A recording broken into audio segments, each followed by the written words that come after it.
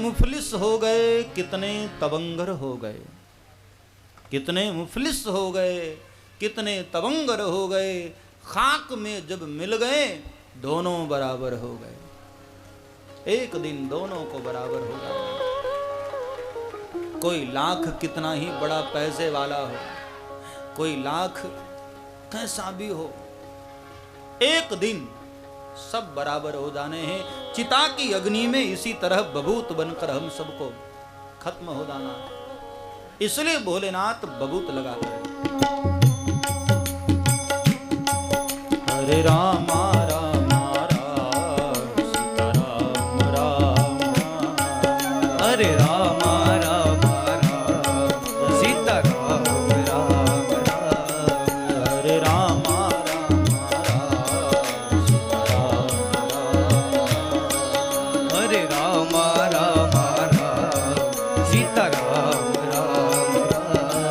भगवान शंकर विवाह के लिए तैयार हुए हैं। बड़ा अद्भुत वेश बनाया है भोलेनाथ ने। सारे देवता घबरा रहे हैं। देवताओं ने भगवान विष्णु को कहा, महाराज ऐसा दुल्हा जाएगा क्या? आपके तो मित्र हैं ना महाराज, कहिए कि जरा 2-4 दिन के लिए वेश बदल लें। भगवान विष्णु ने कहा, भाई बड़ी मुश्किल से तैयार हुआ है, कहीं फिर से समाधि लगा लिया ना तो अपने पास कोई कामदेव नहीं है समाधि तोड़ने वाला। एक काम करो, तुम लोग अलग अलग हो जाओ, ये अपने आप अलग हो जाएंगे। और सारे देवता चालाकी करके धीरे धीरे धीरे अलग हो गए। बच गए शिव और उनके 2-4 गण। शिव किसी को दूर नहीं करते प्यारे, ध्यान देना। जीव जब अपनी बुद्धि लगाता है ना तो स्वयं दूर हो जाता है। भोलेनाथ ने वीरभद्र को पूछा कि वीरभद्र अपना समाज इतना कम क्यों है? बोले सरकार आपने इतना बढ़िया वेश जो बनाया है, इसलिए कहता हूं महाराज पीताम्बरी पहन लो, अभी भी समय है, वरना हम ही 2-4 बचे रह जाएंगे महाराज। बोले वेश तो नहीं बदलना, एक काम कर, अपना समाज कम है ना तो जा दुनिया भर के स्मशान में सूचना दे दे, हर भूत प्रेत को निमंत्रित कर दिया जाए, अभी हमारा समाज बढ़ जाएगा। और मानसिक मंत्र शक्ति का प्रयोग किया गया और फिर तो पूरी दुनिया के स्मशान से हर हर महादेव करते हुए भूत प्रेतों का आगमन। ऐसे झुंड के झुंड भूत प्रेत आए।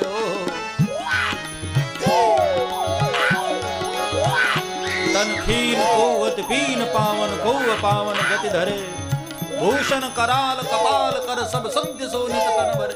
कोई गंगा जल पी रहा है, कोई रक्तपान कर रहा है, किसी को 4 पैर है, किसी को 20 भुजाएं हैं, किसी को 15 आंखें, ऐसे विचित्र भोग। और आते ही भोलेनाथ को घेर करके खड़े हो गए। नाच ही गाँव ही गीत परम तरंगे भूत, नाच गान करने लगे।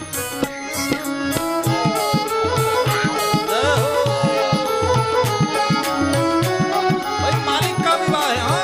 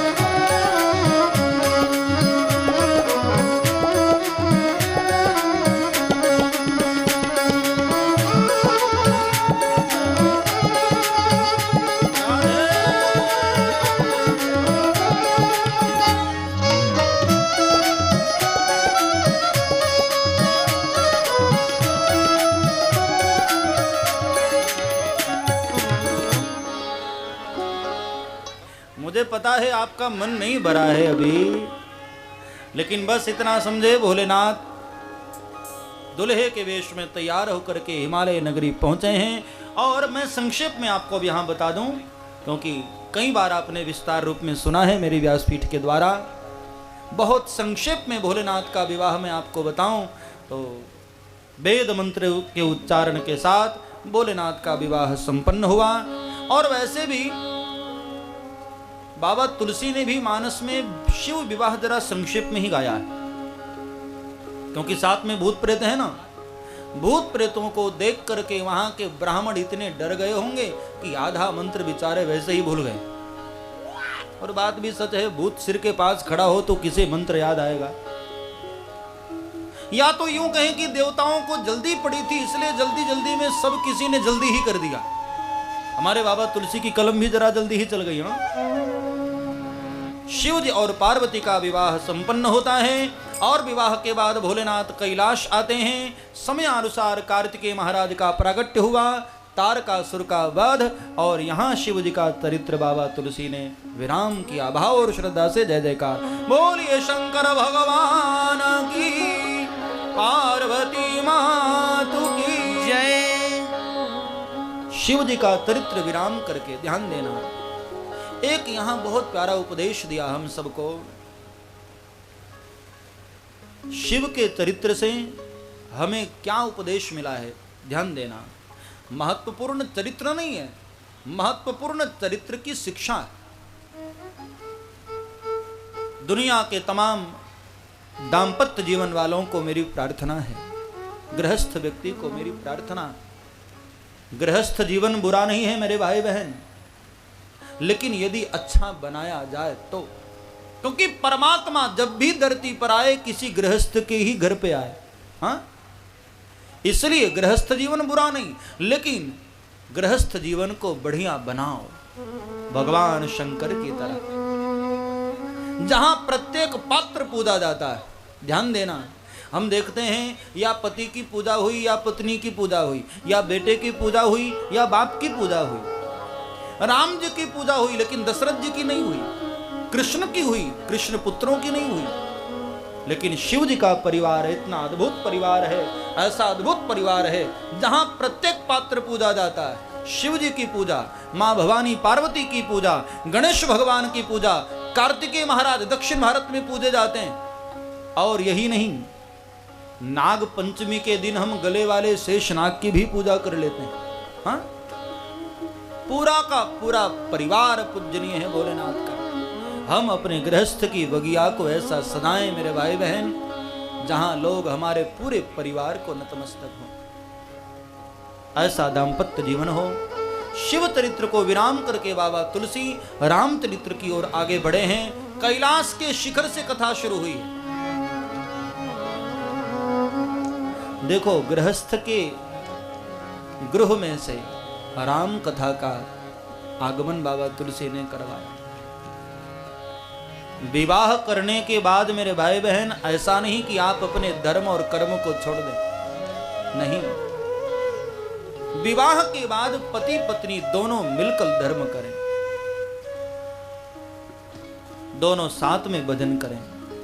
भोजन और भजन साथ में, मैं बार बार कहता हूं।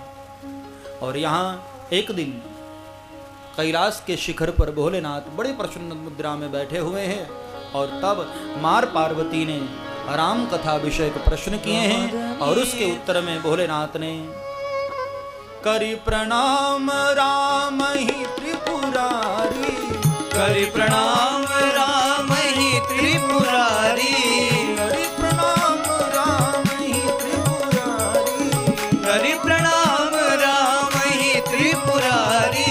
हरसि सुधा सम गिरा उचारी, हरसि सुधा सम गिरा उचारी, हरसि सुधा सम गिरा उचारी। भगवान को वंदन करके भोलेनाथ ने अमृत की तरह वचन से आरंभ किया। ध्यान देना, भोलेनाथ के गले में है विष, हाँ, लेकिन जब बोले हैं भोलेनाथ तो अमृत की तरह। संत का यही स्वभाव होता है, ध्यान देना। हमारे साधु संतों का यह स्वभाव है, समाज के द्वारा अपमान का विष पीने के बाद भी समाज को जब देने की बारी आती है ना, तो अमृत ही दिया जाता है। हरसि सुधा सम गिरा उचारी। और पार्वती के अलग अलग प्रश्नों का जवाब दिया है। राम जन्म के यहाँ 5 कारण बताए गए हैं। पहला कारण जय और विजय का।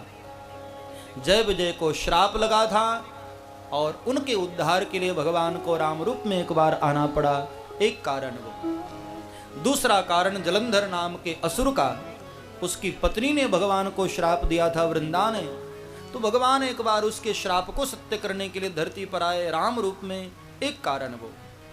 तीसरे कारण बने नारद जी। विश्व मोहिनी के चक्कर में आकर नारद ने भगवान को ही श्राप दे डाला, तो एक संत के श्राप को सत्य करने के लिए भगवान धरती पर एक बार आए, एक कारण वो। चौथा कारण हुए हमारे मनु शत्रुपा। मनु शत्रुपा ने भगवान को प्रार्थना किया था कि प्रभु मुझे आपके जैसा पुत्र चाहिए। तो भगवान ने कहा, बाबा आप सरिस खोजऊं कह जाई, मेरे जैसा तो दूसरा कोई है नहीं, समय अनुसार बाबा मैं ही आपके घर पुत्र बनकर आऊंगा। तो एक बार वो बात सत्य करने के लिए भगवान धरती पर राम रूप में आए, एक कारण वो बना। पांचवा और अंतिम कारण जो बना है, प्रताप भानु राधा।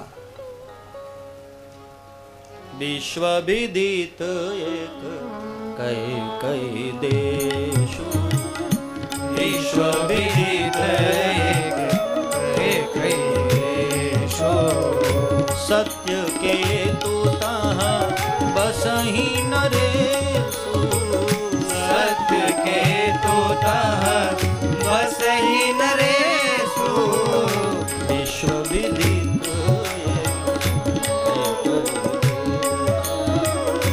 विश्व विदित एक देशु। विश्व विदित एक कैकय देश, जिसको आजकल हम कश्मीर के नाम से जानते हैं, वहां का एक राजा था सत्यकेतु। उसके 2 बेटे थे, प्रताप भानु और अरिमर्दन। प्रताप भानु जब गद्दी पर आया, बड़ा अच्छा राजा था प्रताप भानु, धर्मज्ञ था, प्रजापालक था, वीर था, शरणागत वत्सल था।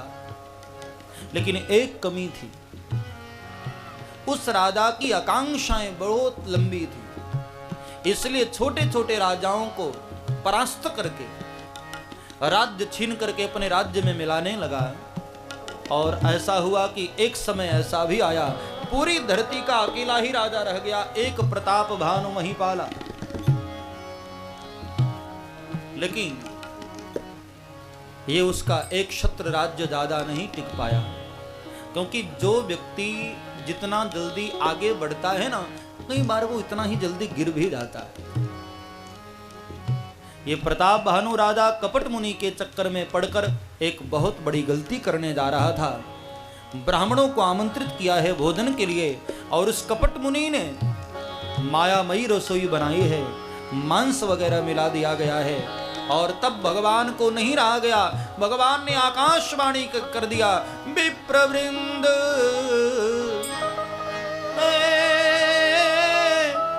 विप्रवृंद उठी उठी गृह जाओ, है बड़ी हानि अन्न जल खाए, ए भयउ रसोई भूसुर मास सो।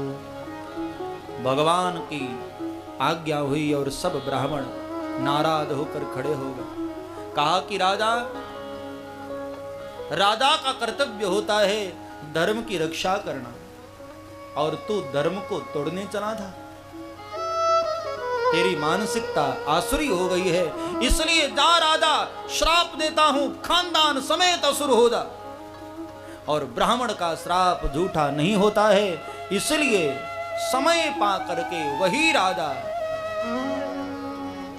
काल पाई मुनि सुनो सोई राजा, काल पाई मुनि सुनो सोई राजा, काल पाई मुनि सुनो सोई राजा, काल समय पाकर के वही राजा विशेश्रवा ऋषि का पुत्र बना। सुनो सोई राजा,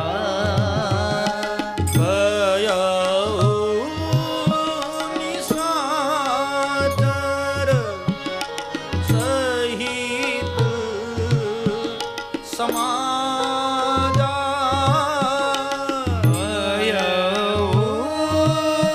निशाचर सहित समाजा, बस सीरताई बीस भुज दंडा, दस सिर पाए, 10 सिर हुआ, 20 भुजाएं हुई, और नाम पड़ा रावण। दंडा, रावण नाम वीर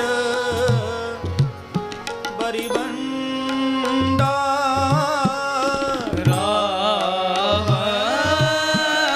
नाम वीर बरिबंडा, 10 सिर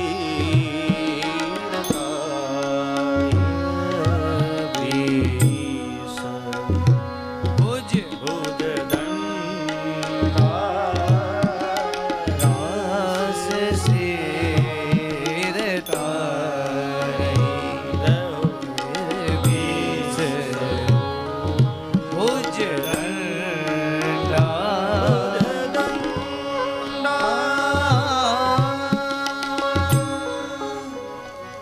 समय पाकर वही राजा रावण बना। देखो, राम जन्म से पहले यहां रावण जन्म हो गया। हाँ, हम करने चले थे राम जन्म और हो गया रावण जन्म। मतलब ये हुआ कि भाई पहले अंधेरा आता है ना, बाद में सूरज आते हैं। अब अंधेरा आ चुका है, अब हमारे सूर्यवंशी राम आने वाले हैं। रावण ने तप किया, ब्रह्मा को प्रसन्न किया और वरदान मांग लिया कि हम काहू के मर ही न मारे, बानर मनुज जाति दुई बारे। ब्रह्मा ने तथास्तु किया और वरदान पाने के बाद तो रावण बड़ा अभिमानी हो गए। कैलाश पर्वत उठा लिया। असल में जो अहंकारी होते हैं ना, वो चाहते हैं कि जैसे सब लोग काम करते हैं हम जरा अलग हटकर काम करें। सब लोग जैसे करते हैं वैसे हम ना करें, हम जरा हटकर करें। तो उसने सोचा कि भाई गुरु को प्रणाम करना चाहिए। तो प्रणाम में क्या होता है कि हम अपना मस्तक गुरु के चरणों में रखते हैं। हाँ, लेकिन रावण ने सोचा कि ये तो दुनिया वाले ये तरीके से करते हैं, हम जरा हटकर करें ना। तो क्या करें? बोले गुरु जी का पैर ही अपने सिर पर रख लिया जा। कैलाश पर्वत उठाया और कहा, भोलेनाथ आपका चेला रावण प्रणाम कर रहा है आपको। दुनिया को बाहुबल का दर्शन कराया। मंदोदरी नाम की इतनी अच्छी कन्या पाकर भी रावण तृप्त न हुआ, पाप करने लगा। जहां जाता कोई खूबसूरत राजकुमारी दिखाई देती, उसको उठा कर लाता और जबरदस्ती विवाह कर लेता। मानव कन्याओं को, पाताल लोक के गंधर्व कन्याओं को और स्वर्ग की अप्सराओं को जबरदस्ती उठा उठा कर लंका नगरी में कैद और जबरदस्ती विवाह। और इसका परिणाम ये हुआ कि एक दिन रावण का परिवार इतना बढ़ गया कि पूरी धरती पर रावण का परिवार दिखाई देने लगा। और एक दिन रावण ने सबको बुलाकर आदेश कर दिया कि जाओ ऐसे समाज का निर्माण कर दो जहां कोई मानव बचे ही न। ऐसे समाज में अत्याचार कर दो कि जहां लोग माता पिता को न माने, साधु महात्माओं को न माने, धर्म शास्त्रों को न माने। और बाबा तुलसी ने यहां व्याख्या कर दी है, ध्यान देना, कि असुर कौन है और मानव कौन है। हम लोग राक्षस की बात सुनते हैं तो ऐसी कल्पना आती है ना कि राक्षस का मतलब है बड़े बड़े बिखरे हुए बाल होंगे, काला चेहरा होगा, लंबे लंबे दांत होंगे। हाँ, नहीं भाई, आजकल राक्षस भी बड़े सुंदर सुंदर होने लगे हैं। हमारे आपके बीच में भी कई राक्षस हो जाते हैं। जो माता पिता को नहीं मानते हैं, साधुओं को नहीं मानते, धर्म को नहीं मानते, वही असुर हैं। बाबा तुलसी ने ऐसा लिखा है। और इसके जो विपरीत हैं वो मानव है। रावण का आदेश पाते ही यज्ञ बंद होने लगे, वृक्ष काटे जाने लगे, महात्माओं का कत्ल होने लगा और गंगा यमुना का जल रक्त वर्ण हो गया, लाल हो गया महात्माओं के खून से। दरा कुलाने लगा, कंपित होने लगा और धरती ने देवताओं से आग्रह किया, महाराज हमारी रक्षा करिए। सारे देवता मिलकर ब्रह्मा के पास गए। ब्रह्मा ने कहा, भाई मैं क्या करूं? किसी को माचिस दिया जाए दीप जलाने को, वो दीप न जलाकर पूरा मंदिर ही जला दे तो देने वाले का क्या दोष?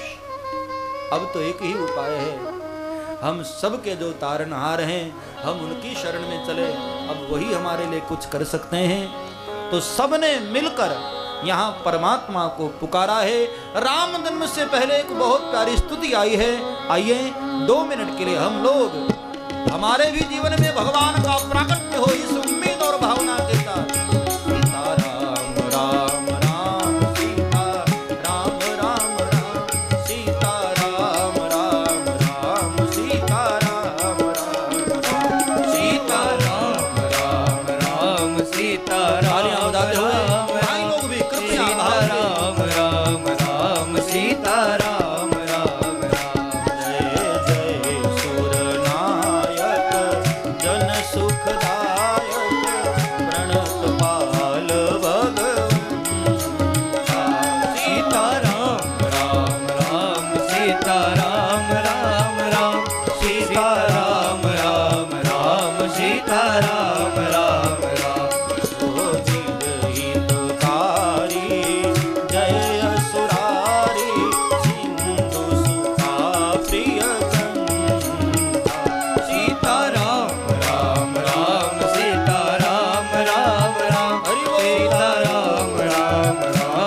सीता राम राम राम। पालन सुरधरनी अद्भुत करनी, पालन सुरधरनी अद्भुत करनी, पालन सुरधरनी अद्भुत करनी, पालन सुरधरनी अद्भुत करनी। ओ मरम न जानई को, तुम्हारो मरम न जानई को, जो सहज गोपाला परम दयाला करऊ अनुग्रह सोई। सीता राम राम राम, सीता राम राम राम, भाव से सीता राम राम परमात्मा राम, स्वागत सीता करो हमारे राम हृदय में इस भावना के साथ। राम सीता राम राम राम, राजा राम राम राम, सीता राम राम सीता राम राम राम, सीता राम राम राम, सीता राम राम राम, राजा राम राम राम, राजा राम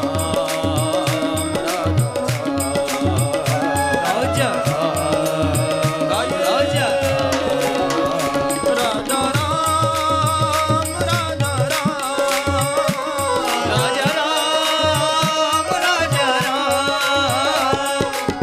हाथ उठा करके परमात्मा को पुकारे, हे हरि हे हरि हे हरि हे हरि, हे हरि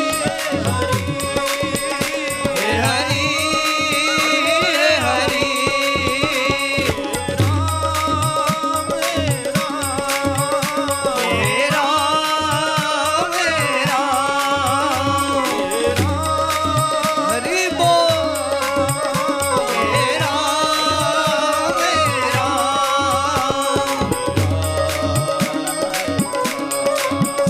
हे राम हे बहुत प्यारी स्तुति गाई और परमात्मा प्रसन्न हुए। आकाशवाणी कर दिया, हे विप्रवृंद, हे देवताओं, ऋषियों, महात्माओं, आप डरिए मत, बहुत जल्द आपके कारण मैं धरती पर आ रहा हूं, धर्म की रक्षा करूंगा, अधर्म का विनाश करूंगा। और देवता लोग जहां जिसको जगह मिली ऋक्षबंद्र का वेश बना बनाकर अवतरित हो गए। और अब बाबा तुलसी हम सबको ले चलते हैं श्री अयोध्या। अब मैं प्रार्थना करूं सबको, जिसको जहां जगह मिली है ना, अब कृपया बैठ जाओ। मेरे पीछे जो हमारे प्यारे प्यारे भाई लोग खड़े हैं, आज तो पांडाल की स्थिति ऐसी है कि भाई रोड पर लोगों को खड़ा होना पड़ रहा है। हाँ? हमको लगता है पूरा धौलपुर आज यहाँ अयोध्या का रूप ले लिया है। तो मेरी प्रार्थना है कि आप बैठ जाएं, क्योंकि अब हमारे सरकार आने वाले हैं और जब तक मैं ना कहूं कृपया खड़े ना हो। हाँ, मैं कहूंगा आपको कि खड़े होकर अब आप उत्सव मनाइए। तो हमारे सरकार अब पधारने वाले हैं। अब थोड़ी देर के लिए आप धौलपुर को भूल जाओ। अब आप ऐसा महसूस करो कि ये हम पांडाल में नहीं, मित्तल कॉलोनी में नहीं, हम अयोध्या सरजू के तीर पर महाराजा दशरथ के महल में बैठे हुए हैं। चलो हम चलते हैं अयोध्या। महाराज अवधेश वहां के शासक हैं। अवधपुरी रघुकुल मणिराज, अवधपुरी रघुकुल मणिराज, वेद विदित तेहि दशरथ नाम, वेद विदित तेहि दशरथ नाम, धर्म धुरंधर गुण निधि ज्ञानी, धर्म धुरंधर गुण निधि ज्ञानी, हृदय भगति मति सारंग पानी, हृदय भगति मति सारंग पानी, अवधपुरी अवधपुरी रघुकुल मणिराज। महाराज दशरथ वहां के राजा हैं। कोई कमी नहीं महाराज दशरथ के पास। 3 रानियां हैं, कौशल्या, कैकेयी, सुमित्रा। तीनों आचरण पुनीत हैं, प्रजा भी आज्ञा पालक है, कोई कमी नहीं। लेकिन वही कमी पूरी ही हो जाए तो मानव जीवन ही क्या है। महाराज को एक कमी थी, कोई संतान न थी। इसलिए गुरुदेव वशिष्ठ के पास गए हैं और वशिष्ठ महाराज ने पुत्र कामेष्टि यज्ञ कराया है।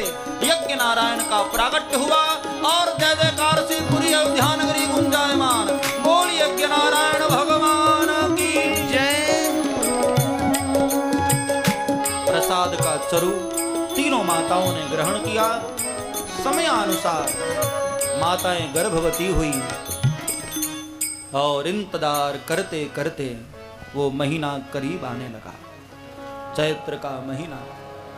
और चैत्र का महीना आते ही बाबा तुलसी कहते हैं शीतल मंद सुगंध हवा चलने लगी, कलियां मुस्कुराने लगी। अयोध्या में लोग खड्डे खोदते हैं तो मणि की खान निकल जाती है।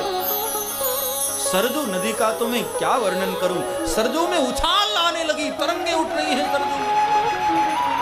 बड़े बड़े महात्मा लोग हिमालय की गुफा से तपस्या छोड़कर अयोध्या आने लगे। आप जरा महसूस करिए, हाँ, ये पांडाल आज ऐसा लग रहा है अयोध्या का महल। हाँ, हमारे महात्मा लोग भी आज आश्रम छोड़ छोड़ करके यहाँ बैठे हुए हैं। ऐसा लग रहा है सच में हमारे सरकार आने ही वाले। हाँ, बड़े बड़े महात्मा लोग हिमालय की गुफा से तपस्या छोड़कर अयोध्या आ गए। और इंतजार करते करते नवमी तिथि, नवमी तिथि। और मैं बताऊं आपको, नवमी तिथि आई ना, अब तो हमारे बाबा तुलसी की कलम भी थिरकने लगी, नृत्य करने लगी। नवमी तिथि मधुमास पुनीता, नवमी तिथि मधुमास पुनीता, कल पक्ष अभिजित शुक्ल पक्ष अभिजित हरि प्रीता, मध्य दिवसवती शीता नगामा, मध्य दिवस अति शीतल गामा, पावन काल लोक विश्रामा, पावन काल लोक विश्रामा, शीतल मंद सुरविवाह शीतल मंद सुरविवाह पावो, हर्षित सुर संत नमनिता, हर्षित सुर संतन मन योग लगन ग्रह पारि तिथि, सकल भले अनुकूल, योग लगन ग्रह बार तिथि सब अनुकूल हो गए। नवमी तिथि आ गई, मंगलवार का दिन, अभिजीत मुहूर्त, शुक्ल पक्ष, चैत्र का महीना। और आज सुबह से देवता लोग विमान पर बैठे हुए अयोध्या की परिक्रमा लगा रहे हैं। सरकार आए तो पहला दर्शन मैं करूं। लेकिन ब्रह्मा ने कहा कि तुम स्वार्थी हो, जब तक तुम यहां रहोगे ना वो सरकार आने वाले नहीं। तो देवता लोग विमान पर बैठे हुए ही अयोध्या की परिक्रमा करके उस भूमि को प्रणाम करके जैसे ही विदा हुए, और उसी समय बाबा तुलसी ने लिख दिया, सुर समूह विनती करी पहुँचे निज निज धाम, सुर समूह विनती करी पहुँचे निज निज धाम, और जग निवास प्रभु प्रगट्यो अखिल लोक विश्राम, सियावर रामचंद्र की जय, अयोध्या राम लला की जय बोलो भाई सब संतन की जय। दोपहर मध्य दिवस में ठीक 12 बजे माँ कौशल्या के भोर में प्रकाश का कुंज, और 4 भुजा में परमात्मा मुस्कुराते हुए खड़े हुए। बोलिए चतुर्भुज नारायण भगवान की जय हो। 4 भुजा में परमात्मा का प्रागट्य, और मैया कौशल्या ने बड़े भाव से स्तुति गाई है। आइए भाव और श्रद्धा के साथ राम जन्म महोत्सव में भय प्रगट कृपाला दीन दयाला कौशल्या हितकार, भय प्रगट कृपाला दीन दयाला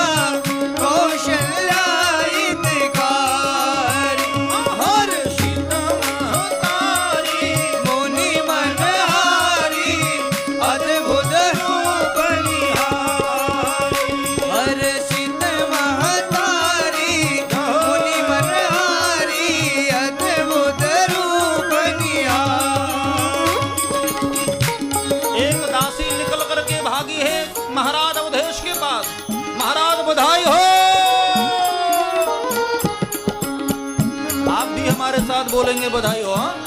बधाई हो, बधाई हो।